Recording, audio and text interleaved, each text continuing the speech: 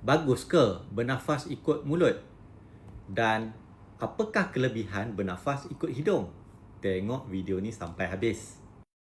Sebenarnya kita manusia dijadikan oleh Allah bernafas melalui hidung sejak lahir. Itu adalah fenomena yang natural, yang semula jadi. Jadi mestilah ada kebaikan bernafas ikut hidung. Yang pertama, bila bernafas ikut hidung, udara yang masuk tu adalah dalam keadaan suam. Dia bukannya terlalu sejuk ataupun terlalu panas. Jadi udara yang masuk pergi ke paru-paru kita tu ialah udara yang elok, yang suam-suam, warm. Yang kedua, hidung ni dia bertindak sebagai penapis. Kan dekat luar dalam hidung bahagian depan ni kan ada bulu hidung. So yang tu dia akan tapis macam habuk-habuk, kotoran daripada masuk ke dalam hidung dan pergi ke paru-paru. Dan yang kedua, di dalam lapisan hidung tu dia ada macam sel-sel rambut, bulu-bulu halus yang akan bertindak untuk mengeluarkan toksin, kotoran daripada hidung keluar dan kita akan keluarkan sebagai hingus. Jadi tidak sempatlah kotoran itu pergi ke paru-paru. Yang ketiga, humidify. Maknanya udara yang masuk tu adalah secara dilembabkan oleh bahagian dalam hidung. Kan ada mucus kat dalam hidung, lapisan tu bertindak untuk menjadi pelembab kepada udara. Jadi udara yang masuk ke paru-paru tu bukanlah udara yang kering. Dan seterusnya, apabila bernafas dengan hidung ni kita boleh bau, kita ada deria bau. Jadi kita boleh tahu yang kita bau tu adalah yang selamat ataupun tak selamat, ataupun yang bau yang enak ataupun tidak. Itu sangat-sangat membantu dalam kehidupan kita seharian. Contohnya macam nak makan ataupun buat sesuatu aktiviti, tiba-tiba ada bau yang busuk, jadi kita boleh hindarkan. Lagi satu, feromon. Feromon ni ialah hormon yang dirembeskan apabila kita bau. Kita bau macam pasangan kita, yang tu akan mengakrabkan lagi kita punya hubungan antara suami isteri.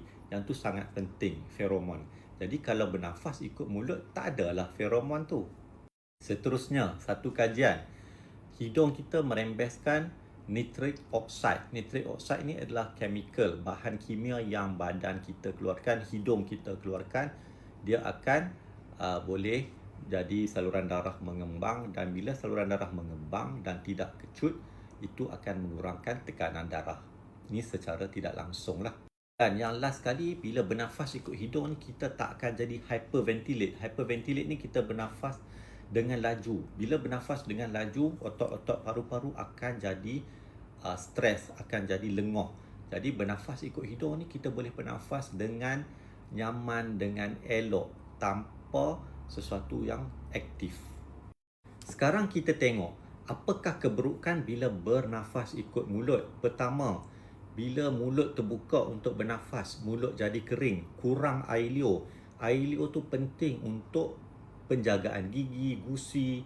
Jadi bila kering macam tu, jadi macam mulut berbau, halitosis, gingivitis, gusi pun jadi keradangan, kemudian gigi pun jadi rosak.